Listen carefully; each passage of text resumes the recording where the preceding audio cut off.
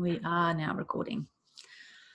Okay, so let's talk about the brilliance of resilience. And it might be a nice way to start because I certainly don't know all of you here.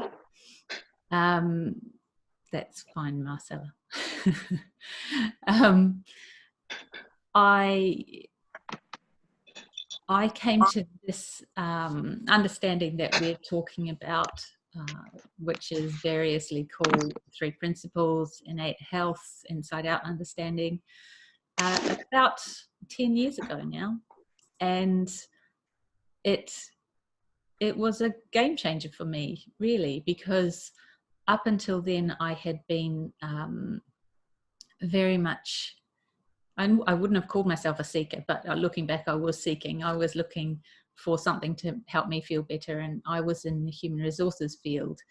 And so a lot of my work was about helping other people and self-improvement, as it was called. And so I spent a lot of time digging into all the things that I thought were wrong with me and trying to fix them. And so when I came across this understanding, it was really a breath of fresh air, because what the message that I was given right from the beginning was, oh, there's nothing wrong with you. You don't need fixing. You're not broken. There's nowhere to get to. You can relax. And they might not have said you can relax, but that's the message that I got. And it was a huge relief. So that was, as I said, about 10 years ago. And that kind of called off the search for me. And although I have been looking in this direction and having these conversations since then, it has been because it's such a lovely conversation to be part of, as opposed to being because I think that there's something wrong with me or something that needs fixing. And that has big implications for how we experience our own resilience. And that's obviously something that we're going to be talking about this evening. I guess from the perspective of what's actually changed for me, which is not terribly important, but I guess it might give you a bit of a flavour for how things can shift once we start to see really the truth of our own resilience. I was one of the biggest things that changed for me was around not having children. That was such a big thing for me, that I wasn't, through various circumstances and health issues and whatnot, I wasn't going to be having children, and I'd always thought that I would. And if anyone's been in that situation or even, been with people who are going through that, it can be all consuming, and it can feel like, and the messages are that, you'll be sad for the rest of your life, and you will carry this for the rest of your life, and it's very heavy, and it's very exhausting to be, as I called it, in the tumble dryer of that. I just went round and round and round. So when I came to this understanding and I started to realize, actually I'm fine. I'm already whole. I've already got everything I need. I'm made of this resilience, as we're calling it tonight. A lot of things just shifted for me, and now, it's going to sound cheesy, but I love my life. I have a beautiful life, and I enjoy it, and I have all the ups and downs that everybody has, but it just feels different. And I think I was having a conversation the other day with somebody, in fact somebody who's on this call, who might remember me saying that I don't know what my life would have looked like if I hadn't come across this understanding. It might have looked outwardly exactly the same, but it would have felt a lot different. And I guess that's what we would love to share with all of you this evening, is the possibility that there's a different way of experiencing life. If there are things about life that are feeling hard or heavy or tough to you at the moment, that there's a different way of experiencing it, a different way of understanding it. And we put in the blurb for this webinar that we're coming up to the festive season. A lot of people have a lot of thinking about the festive season and what it means and what it, what's going to happen and who's going to be there, and all the stuff that's happening around it, like finances and work and blah blah blah. And so we just thought it was an opportune time to connect and say, it's really not about all that stuff. There's something else at play here, and you've got a lot more going for you than you might have thought you had. So I'll pass it over to Zoe now to just give a bit of background on what she's doing here and how she got here, and then we'll start the next bit. Great, thank you, Viv. I guess it's where do you start your story? It's I guess I was reflecting on this, given this is one of my first webinars, and I've heard people give their story before. So there's a feeling I don't want to give the wrong story, or I don't want to start at the wrong point. But I know, of course, that's that's just made up. So I guess for me, it started with a incredibly supportive mother. I sort of looked up to her and aspired to her, and she gave me every reason to believe that I had everything I needed. I was incredibly resilient. Not only did my mum think I was incredibly resilient, but her sister, Auntie Christy, said, you don't have to worry about Zoe. Zoe's always going to be okay. So with that in mind, I sort of embarked on life thinking that I had everything I needed, truly, and I had a rocky road of it. I mean, things happened. I didn't live a gilded life. Things happened, divorce, just life stuff. And I sort of got into trouble a bit at school, and maybe I lost focus along the way. But ultimately, with my mum's sort of words resonating in my ear and her unconditional love and belief in me, it didn't really matter. It didn't matter what popped up. And I honestly, lots of stuff popped up, but I carried on. I didn't really pay much attention to it, and I was on to the next thing. And then I guess for me, it was in my working life where something changed, and whilst I sort of knew I was okay no matter what, I in a work environment, I found myself getting very caught up. I was reacting to everything that was going on in the scenario. I was an email could set off my blood pressure and I could see red. There was something going on that actually really impacted my ability to be resilient. I didn't see it like that at the time. At the time it looked like I couldn't cope, to be honest. It looked like overwhelm. It looked like I had too much to do. I can even feel it now. I can feel my chest restricting. I can feel the feelings that I felt then, and something changed. And to be honest, I couldn't carry on. It meant that I was not able to go about my everyday duty, and I took my job really seriously. I loved what I did. I was very passionate. I worked in a client service role in a corporate organization, and I loved it, but I felt overwhelmed. Something meant that I wasn't able to function in the way that I was before.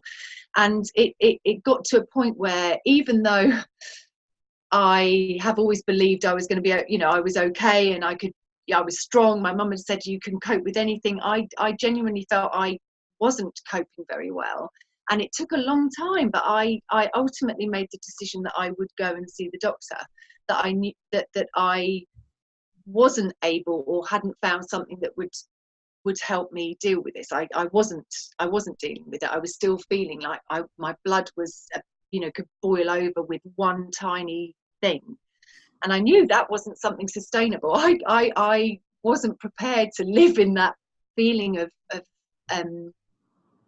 anxiety all the time. It wasn't something I was prepared to do. So I went to the doctor, and I explained how I was feeling, and if I just had a couple of days out, if you could just arrange for me to take a holiday from my life, I think things would be better. But I was so preoccupied by the label around mental health, and what did it mean? And people have said to me that if you have stress, you're broken, and that people aren't really the same. You can't really trust people once they've had stress, because they're not really as strong as people who haven't had stress. And so I was going with all that sort of that backdrop, that story. So I agreed that she could sign me off, but I was insistent that it wouldn't be about stress. In fact, I preferred the fact that if she signed me off about having irritable bowel syndrome, that was preferable to me than to admit that I was suffering with overwhelm and stress. So that's what happened. So, but I wouldn't let her sign me off until I had organised my to-do list. It's so funny, the things that we do. So only when I was willing to relinquish control did I allow for her to give me that space. So in that space, I guess I just became really interested. What is it that has occurred? I could see in the potted history of my past that people had gone through circumstances, and some people thrive no matter what. Some people just bounce back. It didn't matter if they came from difficult circumstances, had suffered with trauma, nothing. They just survived. And other people who looked like, to me, they were living a gifted life with no issues at all, seemed to really struggle and couldn't cope with life. So I just, in that time, whilst I was struggling to function, i.e. go shopping and deal with general life stuff, having conversations, answering the phone, I knew I wasn't broken. I truly, in my heart, knew I wasn't, that there wasn't anything fundamentally that couldn't be fixed. I just was really curious. How does this happen? How do people, how is it that, someone reacts to the same situation in very different ways? So that's when I guess my journey started. I wasn't a seeker in any way, shape or form, because, my mum told me I was special. It was like an exclusive club. What I hadn't appreciated, it was actually an all-inclusive club, that everyone has this resilience, and that they have this underlying innate capability under the surface. So I was lucky enough to be to live next door to someone who had been looking in this direction, who was a prolific self-developer, who was always doing the next thing around sort of awareness and development, and had a similar course to Viv, looking at cognitive behavioural therapy, looking at neuro programming linguistics, or I probably said that in the wrong order actually, haven't I? But either way, I benefited through osmosis from someone who was very close to me, and for that I'm eternally grateful. But that really, I guess what happened to me set me off in a direction of just being really curious. Yeah. And I love what you said, Zoe, about this is not an exclusive club, like that we all have this. We're all resilient, for want of a better word, because that's just a word to describe what we're going to be talking about. It's not, because we do get the message, and I guess this is kind of the segue into talking about the brilliance of resilience. We get the message that resilience is something that needs to be built, it needs to be developed, and it needs to be improved. And this person is more resilient than this person, this child is less resilient than this child. So it starts from quite a young age. And what I came to see quite early on in my exploration of this is that, oh, that's not how it works. You know, what if actually this is something that's just what we're made of? This is how we're built.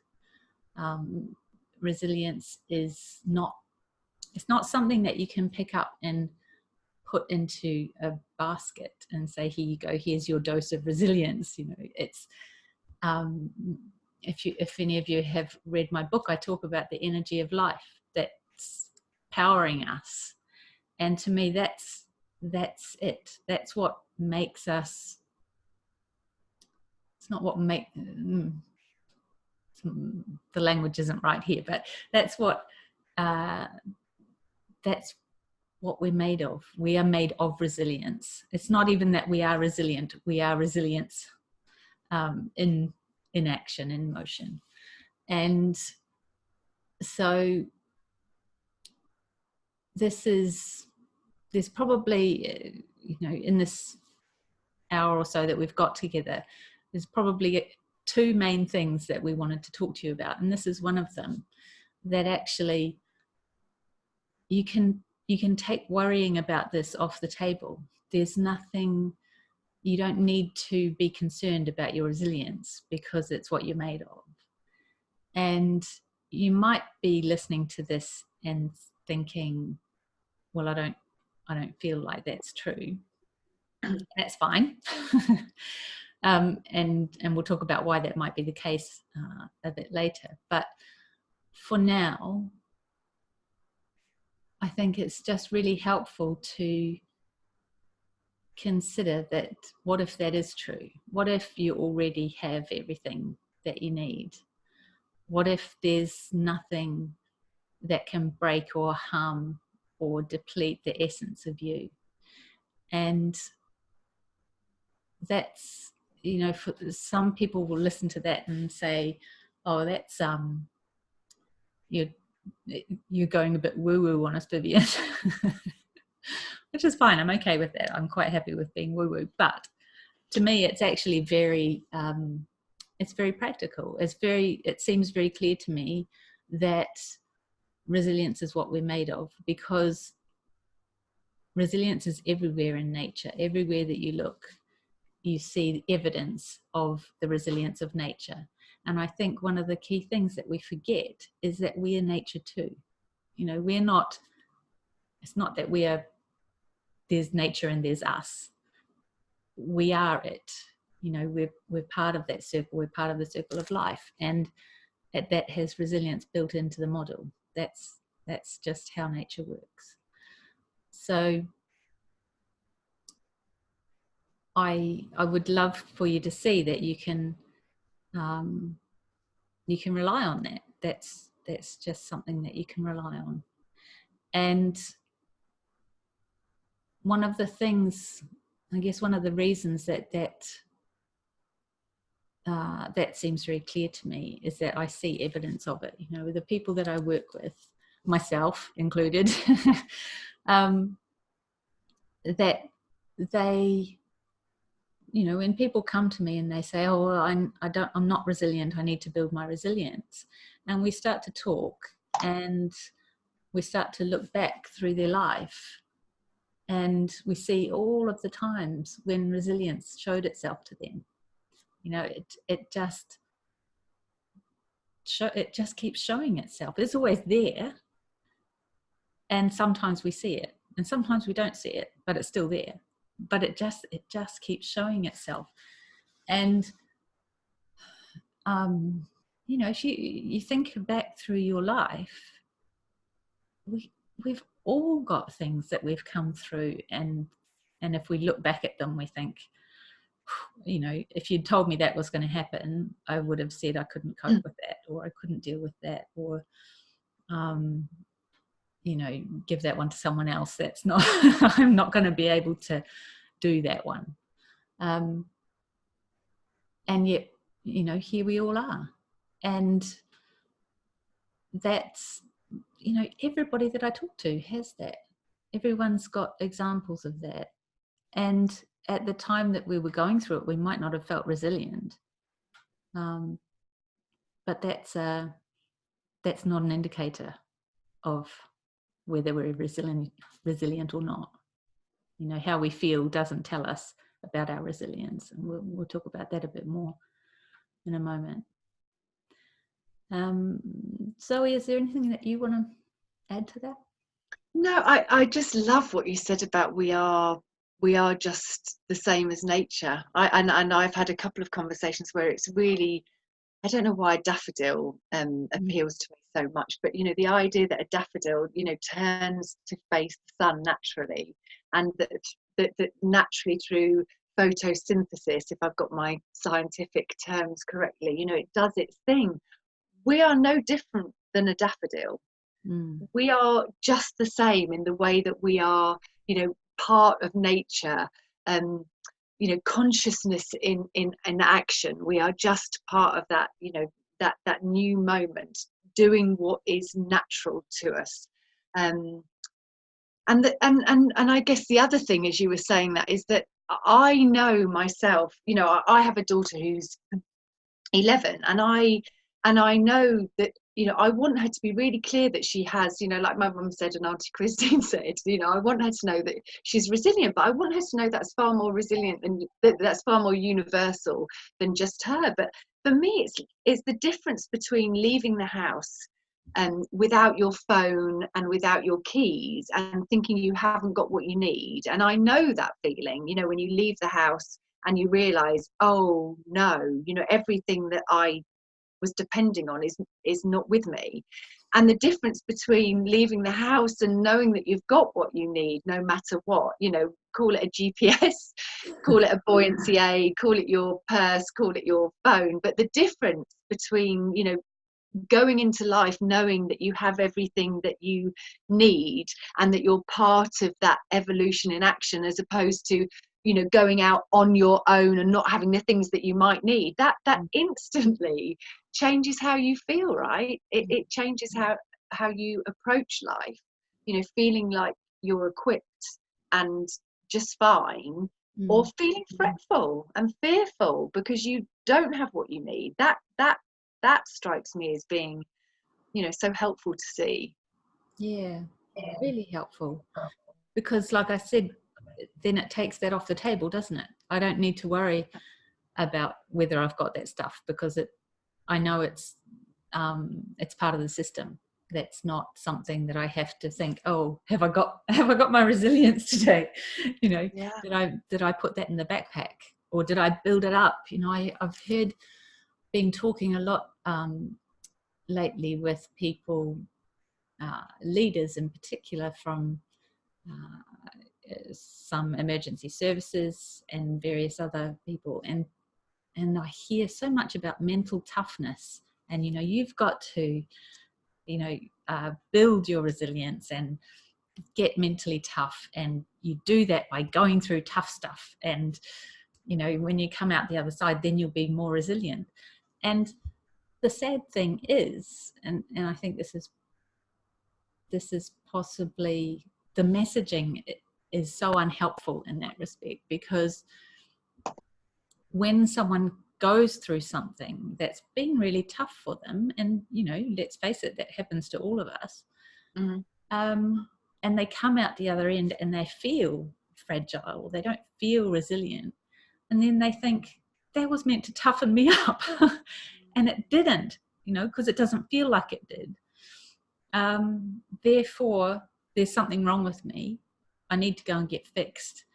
And then they go to someone who's meant to fix them, who talks to them about all the stuff that's wrong with them. And it just perpetuates this cycle.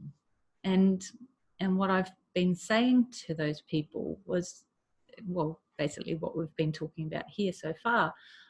What if we've got that back to front? What if we're already resilient, and all we need to do is, you know, for example, to help someone else, all we need to do is to help them see that too, help them, point them in the direction of what's already there, rather than trying to capture phantoms of resilience that's, where is it? Floating around in the universe and we have to capture it and install it somehow. It doesn't work like that. It's what we're made of. So that's really I was just going to say, by putting conditions on it, suggests it's not available. And it is. It's always available if we were only to realize it. That's the only thing that changes it. It's always there. It's just us seeing it. Just whether that's the only thing that varies. Yeah. Because we, as you say, we see that in our own life circumstances and those of others. People who have gone through terrible things that really, if resilience, was not available, they wouldn't have been able to. They would be broken, but they're not. No.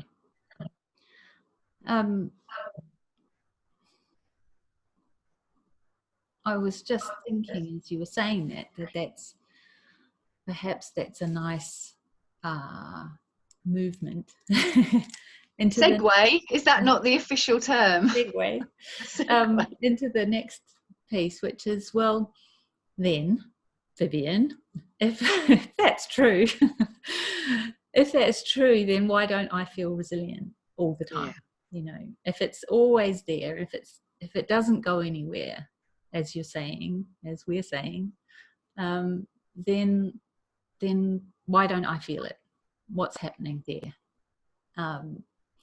And that's I'm obviously making up that you're even asking this question. You might all just be absolutely fine with it, but it's a question that I get a lot. Well, so why can't I feel this all the time? And what do I have to do in order to feel more of this? Because I want to feel resilient. I don't want to feel anxious, upset, overwhelmed, stressed, whatever those feelings are that you'd rather not be feeling. And so that then comes back to, well, how does the system work? And when we're talking about the system, I'm talking about the human experience. Like, how do we experience life? How are we having this experience? Here I am sitting in front of a screen looking at all of your lovely faces, or not, if you've got your videos off. And that experience is coming to me, coming through me somehow. And the way that I talk about it, the way that we talk about it, is that that's brought to us by thought. And when we're talking about thought, we're talking about that energy. Again, it's the same stuff. It's that energy of life that animates us. So, and by animating us, it's giving us the opportunity to have this experience, or whatever experience we're having. And so what it looks to me like, from all the, from my own experience, from the people that I've spoken to, is that when we're thinking non-resilient, then that's what we'll be feeling. If we've got a whole lot of thinking going on that's saying, I can't cope with this, I can't deal with this, or what if this happens, what if that happens, this is awful, I've got to stop doing this or start doing that, because if I go down this route this will happen, and if I go down this route this will happen. We start making up future scenarios that look scary to us. We start thinking things about what X outcome will mean about us, or if this happens then I'll look stupid, or I'll look, whatever it is. And in that way we end up with this experience of not resilient. And so to go back to what we were just saying, it's always there. It just gets covered up by all of this thinking that we have going on about, life and us, and how we're doing and how we're not doing. And if it was that if it was that feeling that's coming from that thinking could tell us about the state of us, then that would be serious. But it's not telling us about the state of us or the state of our lives. It's just telling us about the state of our thinking. And so that's all that's happening. And that's not really anything to be worried about, because thinking changes. Thinking's an energy that flows, and it will give us this freaked out experience, and then it will give us a peaceful experience, and then it will give us something else and something else and something else, because it never stays the same. I don't know what I'm going to be thinking or feeling 10 minutes from now, 5 seconds from now. It's not something that I'm in charge of, and so I don't have to worry about that either. Zoe, did you want to add something to that? I wrote something down, and I can't even read what I wrote, so I'm not I'm not sure. I was just going to say okay, yeah, I do. So you saying that, and not to mention the fact that we know that when we end up in that sort of anxious feeling where we sort of feel out of control and that we don't have what we need, the biological impact on us, what that does to us, our physiology, how that sort of tightens our chest, causes us more prone to heart attack, to name any ailment you like. Just the connection between stress and our biological reaction is just so clear, I think. I mean, everything I read now is showing the systemic cause of most of our modern ailments as being stress. It's just really worth us looking in this direction of seeing that our feelings are, as you've just said, are telling us about our thinking. They really are trying to have us wake up to see what's really occurring, where our experience is really coming from, because we know that it's not telling us about our circumstance, because we know that the same circumstance can be happening to different people, and the experience of that circumstance can be so different. So we know it's not that. Yeah. And that's, I guess, the if we come back to this festive season, just to have a topic, that a lot of people, I'm sure you've all heard people talking about, it's that time of year again, work pressure, or work parties, or God, I've got to get together with the family, and it's going to be this and it's going to be that, and so people are pinning their stress and their anxiety and their feelings of discomfort, overwhelm, whatever, on their family, or on their work, or on Christmas, or whatever holiday you celebrate. It gets the blame. and it's not that, because it can't be that.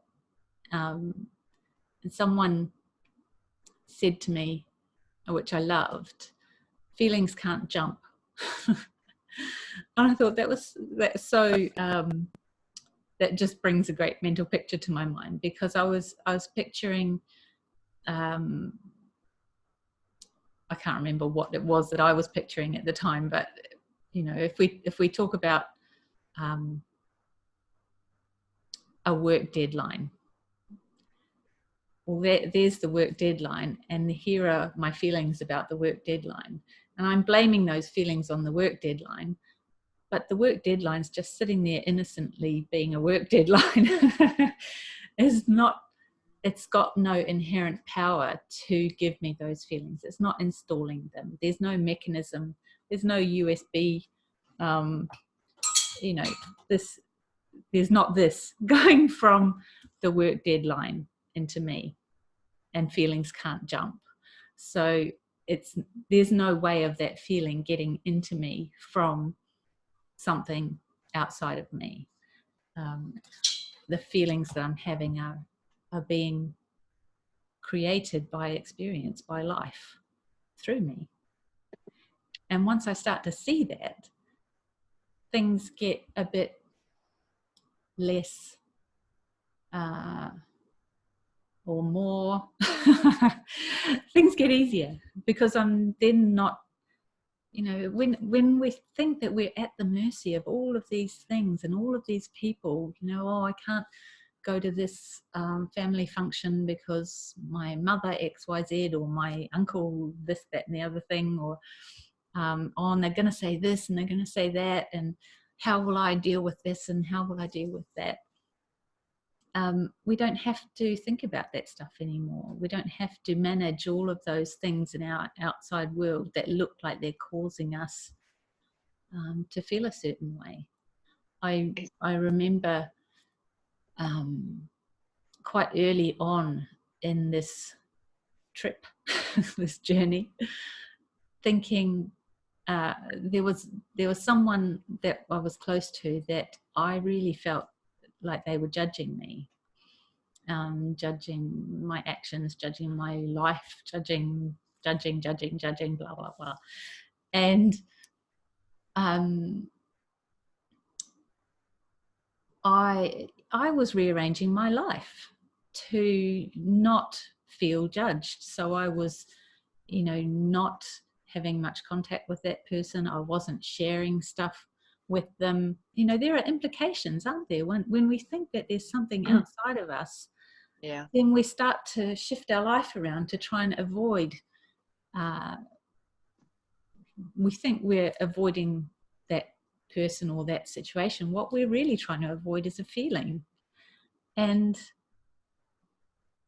so when I, you know, was shifting my life around to not feel judged by this person, then at some point I just had the realization, well, I had two realizations. One was, I'm judging them,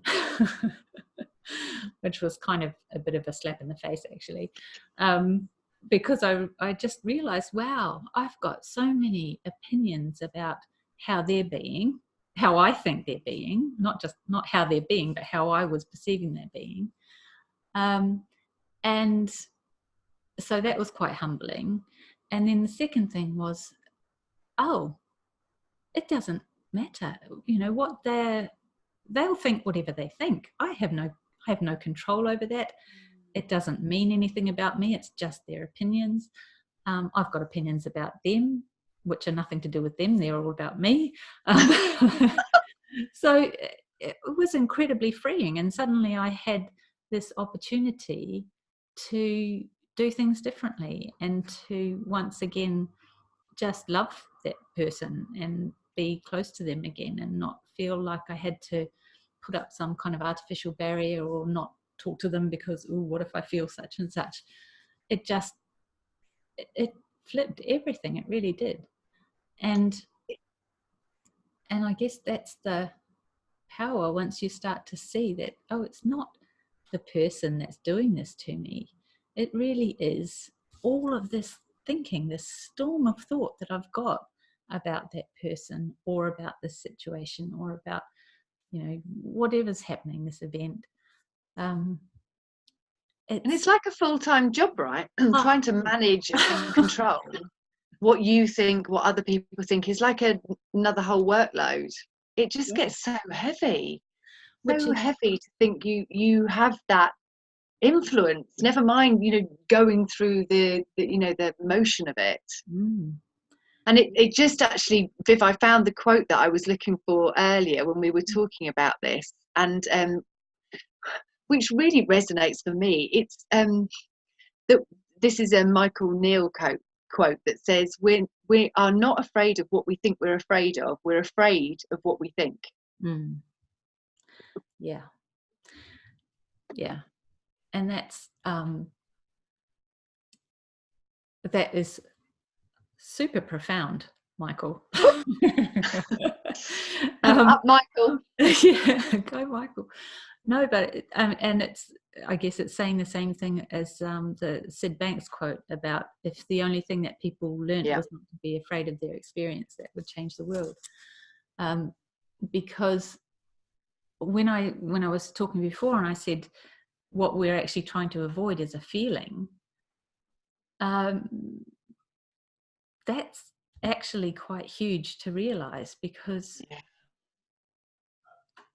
or that's half of the story, because the next part of the story is, oh well, what if there's nothing wrong with feeling a feeling? What if that's not a problem to us anymore? Because actually a feeling is, you know, I quite like logic, and I quite like evidence, and you know, all of those good things. So when I look at that and I think, well, what is a feeling? A feeling is simply some physical sensations, and I might not like them, and I might not enjoy them, and I you know, if I feel like my chest's getting a bit tight, or my heart's beating a bit faster, I might not enjoy that. And then I think, well, sometimes there are times when that's not a problem. You know, I was going to say if I go for a run, actually I never go for a run. I can't remember the last time I went for a run, but but you know, physical exertion will give you that sensation of, you know, your heart thumping and being out of breath, and that's not a problem, because you kind of expect that. And then if we experience it in a different context, suddenly we think, oh, what's wrong with me? My heart's pumping faster, and I'm a bit out of breath. And then we start piling a whole lot of thinking on it. So Oh, we get fearful of how we're feeling. We don't like to feel uncomfortable. It's natural. Well, the way that we see the world, it's natural for us to try and avoid feeling discomfort. Yeah. Because we view it as discomfort, because we give it categories: good feelings, bad feelings, avoid bad feelings, try and have good feelings. You know, it's all the reframing stuff, isn't it? That's exhausting again. Yes, it's exhausting. It's exhausting. So it feels like it might be a nice time to open it up. Does anyone have any questions or comments, or anything in particular that they see that feels a bit sticky to them, that they think, yes, well, I can see it in this area, but not so much this area? It doesn't look like it's my thinking in this area. It looks really like it's that person doing it to me, or this situation that's causing me to feel non-resilient. Has anyone got anything they want to talk about?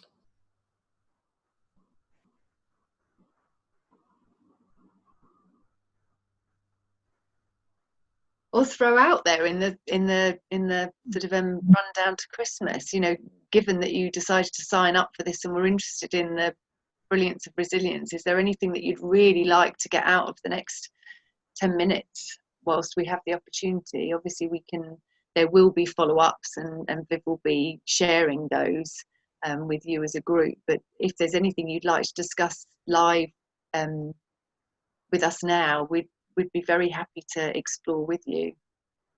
No such thing as a silly question.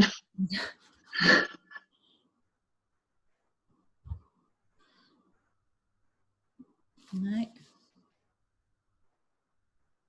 I think I've got everybody on my screen, so I don't think I'm missing anybody if anyone's waving at me or anything. I think we're all sorted, Viv. We're all good for Christmas. And all the festive seasons around Christmas for those that don't celebrate, clearly. Hi. Hi, Debbie. How are you guys? Thank you so much. This is beautiful. I got on late, but I love everything I heard so far. Can you talk a little bit about, I have a client who has a lot of behavior that I see as problematic and aggressive, sometimes manic-y, and it scares me sometimes.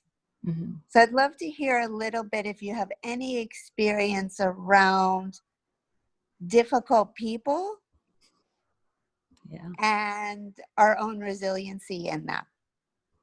Yeah. So Do you want to go first, Viv? Yeah, I was just going to ask Debbie, is that someone being aggressive to you personally? Verbally. Yeah. Okay. So it's not, I mean, I'm sure you know this anyway, but you're not in physical danger. No. No. No, absolutely not. I'm definitely setting boundaries around what I'm willing to tolerate. Yeah. Yeah. Yeah. But I'd love to just hear a perspective on people who really have some difficult behaviors. Yeah. The Yeah. first Well, bit, I'll share my oh, bit, and then Zoe, you can jump in. And I guess I've got questions about, are they coming to you because they want help and all of that kind of thing? And I guess there's an openness to hearing something new and all of that kind of thing. But I have recently been in the situation where, in a work context, there has been some pretty off behaviors happening, like really not ones that I would expect to have seen in a work environment, and physical behaviors and verbal aggressions and things. What's very clear to me is that people will, this behavior makes sense to them on some level. Exactly. Yeah.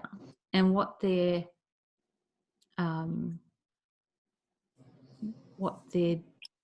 it's really just what we've just been talking about. They don't like the feelings they've got, and they're trying to make themselves feel better, or and so they think that how they're behaving is the way to feel better. Either, in the experience that I was having, if I can make this person feel smaller, then I'll feel bigger.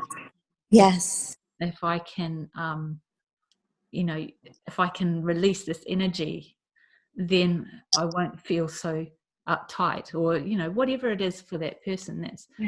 That's in some way their behavior is making sense to them, and it's a cry to feel better.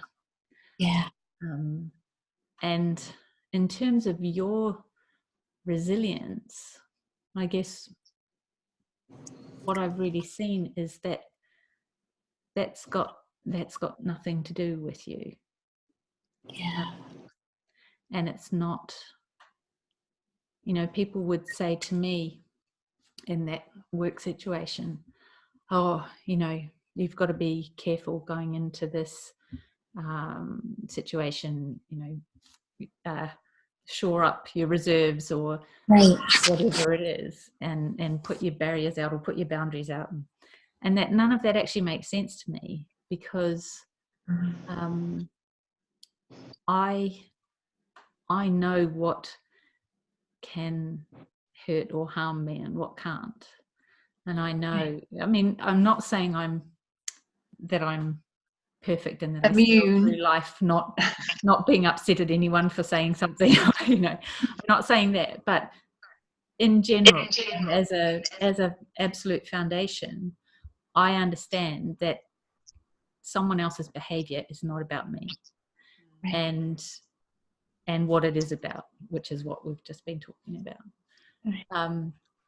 So people would say, oh, if you're going into the meeting with this person and they're going to be trying to cut you down, and they're going to be doing this and they're going to be doing that, I'll just go, so what? Like, they'll do what they do, and I'll respond however I respond in the moment, but I'm not going to be trying to second guess that or preempt what's going on. Is that, does any of that make any sense to you, Debbie? Or Yeah, what really landed was that it was their best attempt to get out of feeling what they were feeling. That really, really lands, and if they could do better, they would. That psychological innocence that's there. Yeah, beautiful. Thank you. Zoe, did you have anything to add to that? No, really, only to reiterate what you'd said, which is, if we are settled and feeling like we have everything we need, we don't behave like that. It's just an indicator of someone who's feeling unsettled, uncomfortable, that they aren't okay. And so, being with someone and helping them see that, that's something we all, go through at times, and it's not fixed, and it's not, it really doesn't talk to who you are at your very essence. Right. Yeah, that's right. And that's a lovely addition too, because Debbie, when you're with this person and you're working with them and you're looking at them, if you're just seeing the problems or the problematic behavior, then there's something there for you to see too about, well, actually, I think you've already seen it because how that landed. But when we look at someone and we see the problems,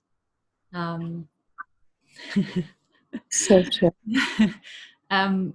Then we're not seeing the truth of them, are we? We're seeing what's playing out. We're not seeing what they're made of, and what they're made of is the same thing that we're all made of. And it's the same operating system. We think, we feel. We will add to that. We think, we feel. So we have stinky thoughts. We feel stinky. We behave stinky. I mean, take the whole circle. Yeah. And we, right? Me too. Maybe Yeah. I don't. Yeah, universal we. Yeah, the universal we. Yeah, absolutely. And I think, and I've seen this over the years more and more, that underneath the thinking, underneath the feelings, underneath the behaviors, everyone is whole. Everyone has a well of wisdom. Everybody has that place of peace right inside of them. Yeah. And the more I see that, the more I see that. Yeah. Absolutely. Yeah. Really well hidden, isn't it? Sometimes, within, where we never look. Yeah. And beautiful. That's it, isn't it? When you start pointing someone back to that, then there's an opportunity that the interaction changes. 100%. Yeah. 100%. Thank you, guys. It was beautiful. Debbie. Viv, there's a question from Renata in Canada. I don't know whether you want to read that out or whether you want to come on live and talk to us, Renata. Renata says, while I see the brilliance of resilience through the mental, emotional experience of life, finding it a bit more challenging when in physical distress or pain, then loving kindness from someone else seems to be the only relief possible under those circumstances. Renata, did you want to come on and talk about that? Hi. Here she is. Hi. Hello. Hi. Yeah. It's not a complaint, by the way. I wasn't reading it as you said, is there a difference for you in your perception of resilience? Oh, okay. If I'm physically able to function and not sick, basically, like I've just spent the last 2 days cleansing a local virus, which was really, really rough, to the point that my brain was trying to conjure up my old thinking that was supposedly helpful. And I was literally going, okay, I'm only 62, but I think I'm going to sign up for the old age home now so everybody can nurture me, because I can't function. I really couldn't function. I spent the last 30 years going in and out of being bedridden and survival mode. And it was literally because I was so accustomed to overwhelm that physiologically my body was trying to say, hey, take a break, honey, take a break. But I didn't know then. Okay. So it wasn't a complaint. It was just I've had the chance to become acquainted, by the way, hi, everybody new here. And Hi there. I've had a chance to be seen and loved by Vivienne lately.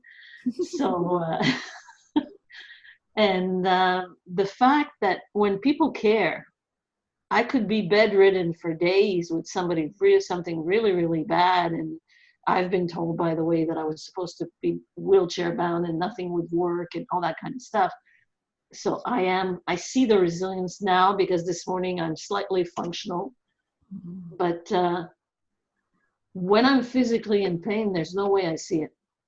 When I'm physically in distress, 102, 4, 5 fever, forget it. I'm not seeing the resilience. The only thing that breaks me out of it is somebody going, gee, I get it. They don't even have to, physically tend to me. They just go, oh, I get it. I think, yeah. oh, sorry, sorry, it just suddenly brought something to mind, because I was on Dr. Bill Pettit's webinar series recently around mind and body, and I think what you said was absolutely correct. I think our resilience is always in action, right? Whether we see it or not, it's looking after us. And the fact that you ended up being, bedridden and unable to do things because the overwhelm was too much, your physicality couldn't cope with the overthinking and the distressed sort of cycling, the tumble dryer that Viv talks about. It's it is resilience in action, because it's putting us in a almost comatose state so that we're not going to malfunction and sort of blow up. So I think even in that moment where we don't see it, it's still with us. Oh, that actually the second person I saw in 3 Principles that made a difference in my life was a video for Dr. Pettit. Yeah.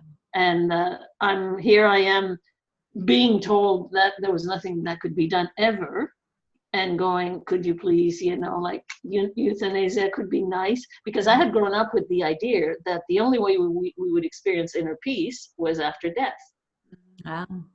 So in a way it sounds sad, but that ergo, again, the brilliance of how even our system, our body functions, not just the resilience. My body was giving me the best answer it knew, that I picked up in my youth. Yeah. And it was like, okay, overwhelmed, nothing to be done. Okay, now we can drop dead. That's a good idea. Let's go for it. Yeah. We just need a break from what's going on. Yeah. Yeah. But I find that loving kindness brings the presence of resilience, in my experience, when my body is like totally done, when I can't experience it. Because I know, even to my ears, like I was a couple of days ago, even to my ears, when I'm like barely functioning, and technically, if I was like most people, I would have rushed to the hospital. And I'm like going, okay, rush to the hospital, that's going to be like 18 hours wait, money spent, and everything. And I went, that's not an option. For me, that's resilience. And I think, Renata, I mean, there's a lot in what you're saying. One of the things that occurred to me when you were talking about, having 104 fever, and I don't actually know, I'm a Celsius. It's bad.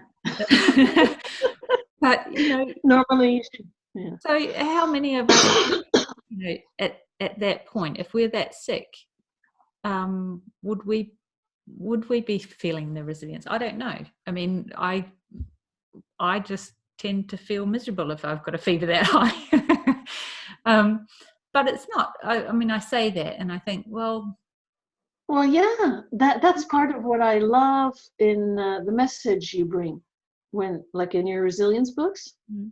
That's when I say this is going to sound, I'm not a groupie, but this is going to I am. Okay. Well, I love her a bunch, that's for sure.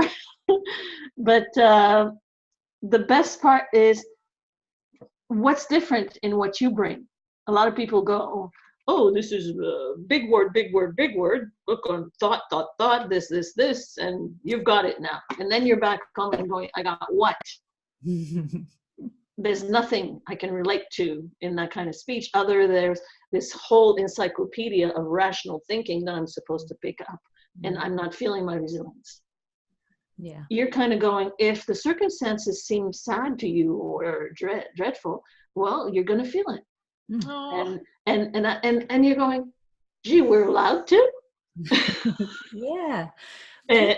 Well, that's it, isn't it? That's exactly it. We're allowed to. We're built for it. We're built for the whole range of human experience. And if we're built for it, then surely there's nothing to fear in that. Like, well, it's innate anyway. Even if we fear it, it's coming anyway because we're not in charge. Okay. Yeah, I think I'm getting. I almost didn't write what I wrote because I was going. It's going to sound like Renata whining. No, it's great. Good conversation. But all of a sudden, I think I get why, because I believe that resilience is the energy of life, whichever name you want to call it. I believe that it's part, for me, the best version of energy of life I had a near-death experience is love. And there was no tunnel, nothing. It was just like pure consciousness, pure love, and it was wonderful. And it's on that same wavelength, for lack of better words, same resonance that right now I'm getting. I guess we're all example of different versions of resilience at this moment. And for sure, I wish I had something brilliant to say other than I can trust myself. That's what I'm learning. Yeah. And give myself. We all have it in us. That's lovely to know, right? Yeah.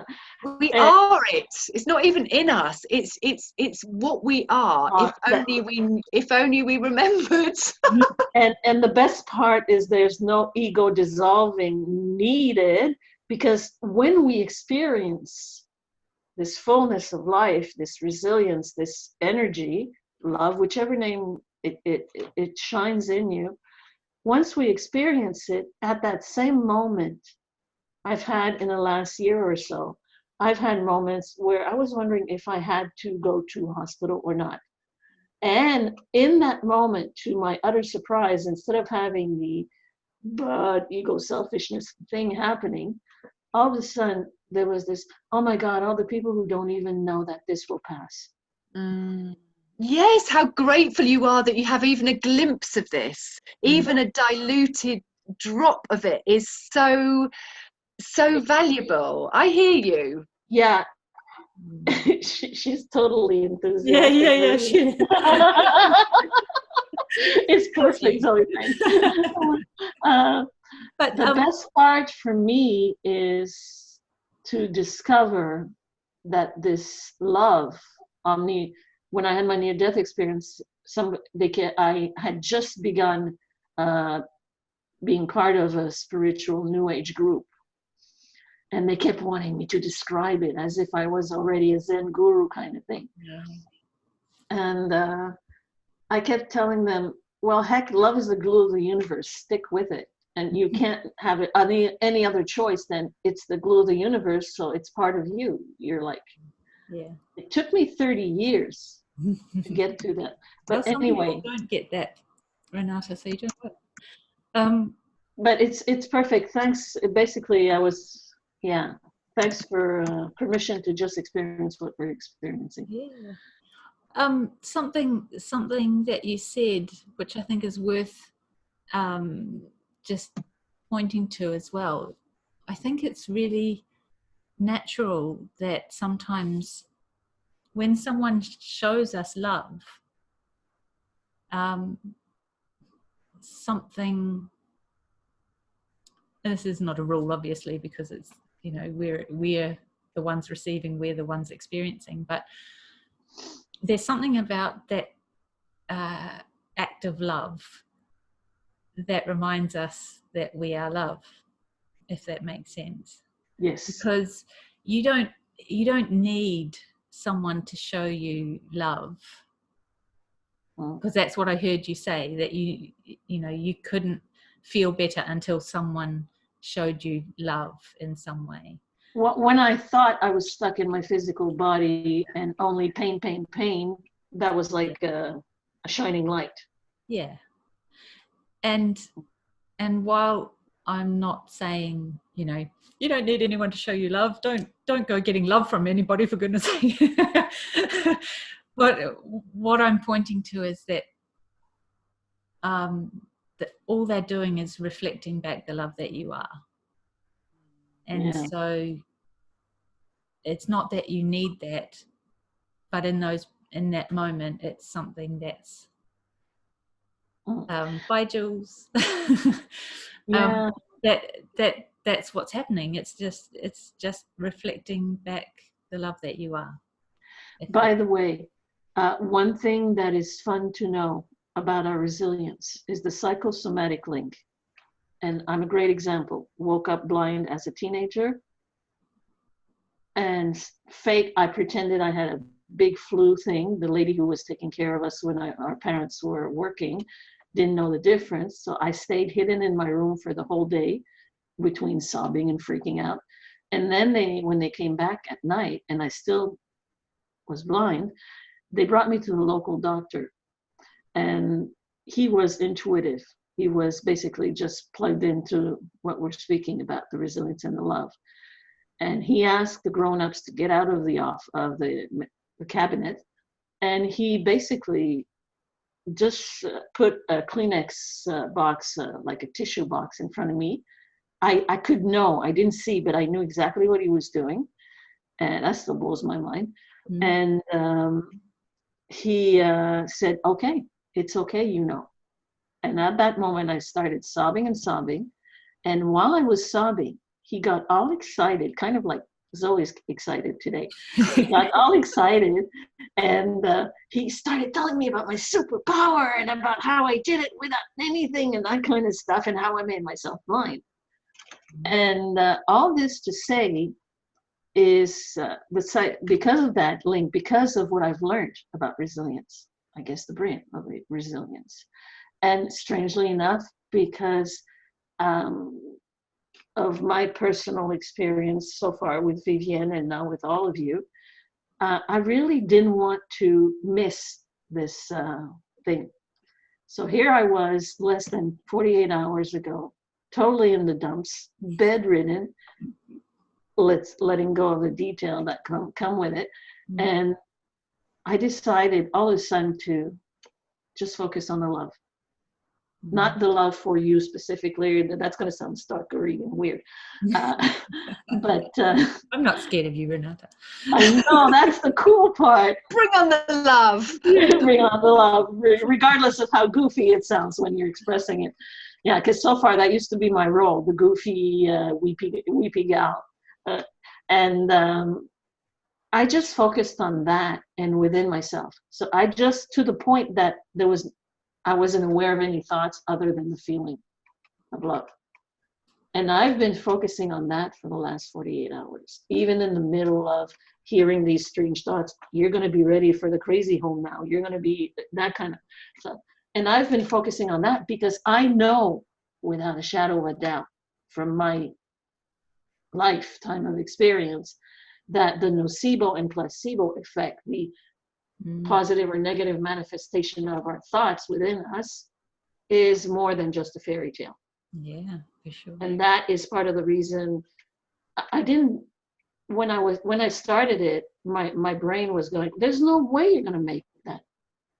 You're going to be sick and this is it and that's it. And the reason I mention it, it's not just because of Renata's little boohoo, is I've made the decision over the last few years. And by the way, the Brilliance of Resilience, ladies and gentlemen, I spent 50 years in suicidal ideation until I realized it was just a thought I'd picked up from the way my parents saw the world. Within 6 to 8 months, the thought would come back. I always resisted the diagnosis that I was suicidal, because if I was, I would have done something about it. I do have a functional brain and I'm smart enough.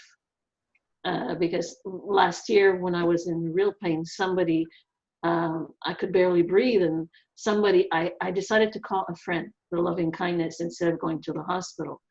And if I had to, he would have come with me.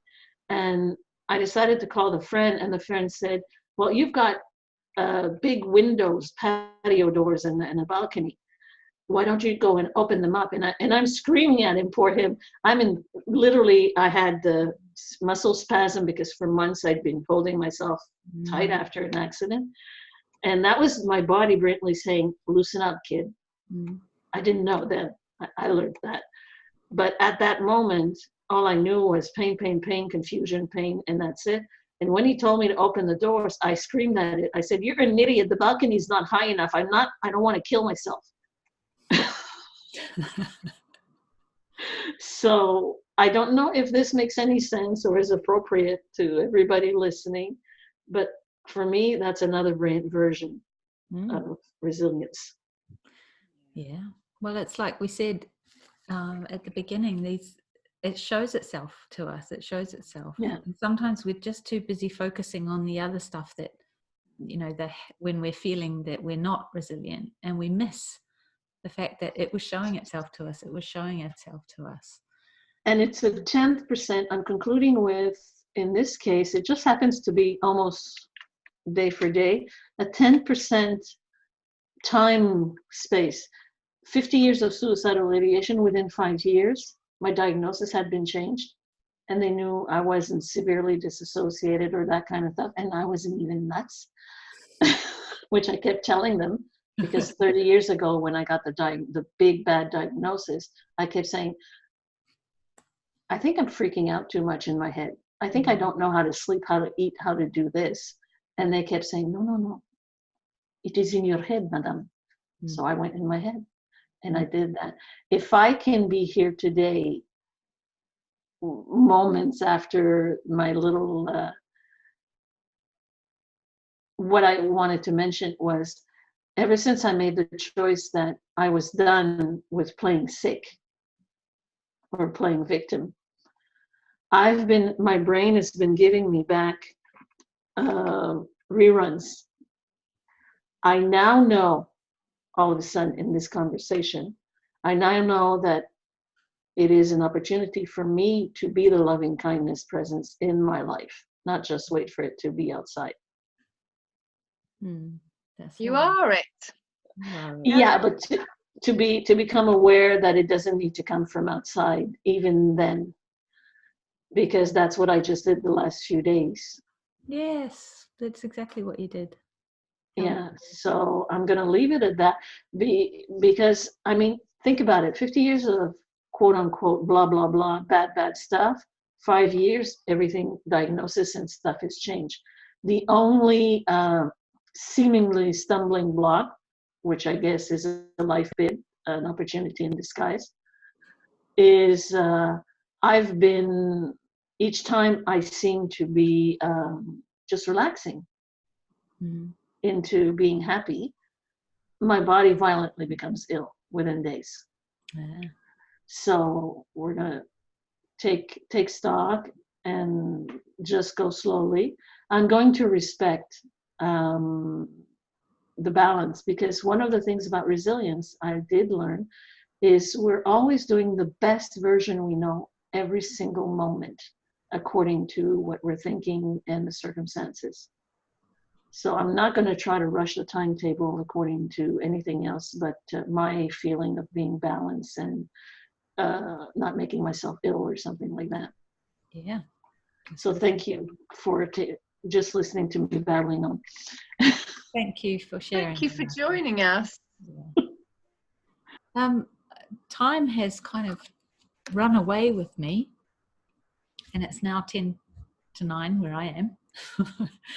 Is there anything that anyone else would like to share just before we wrap up?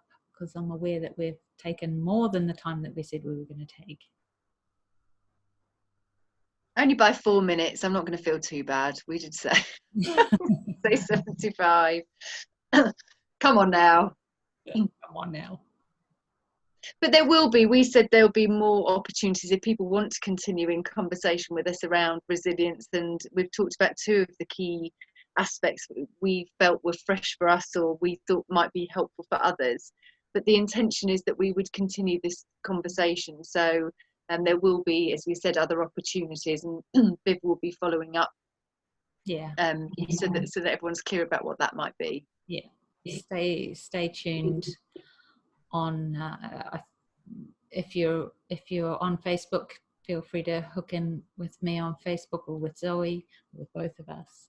And thank you all so much for being here with us this evening. And we'll make sure that you get a copy of this recording. If you were registered for the, thanks Deanne, if you were registered for the webinar on Crowdcast, then there'll be, I'll email you via Crowdcast. If you came straight onto Zoom without registering for Crowdcast and you would like a copy of the recording, please just send me a message on Facebook or however you want to get in touch with me, and I can send you that.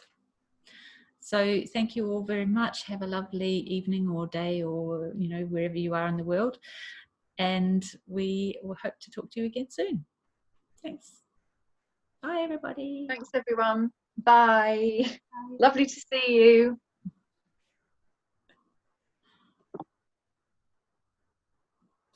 And everyone's flip.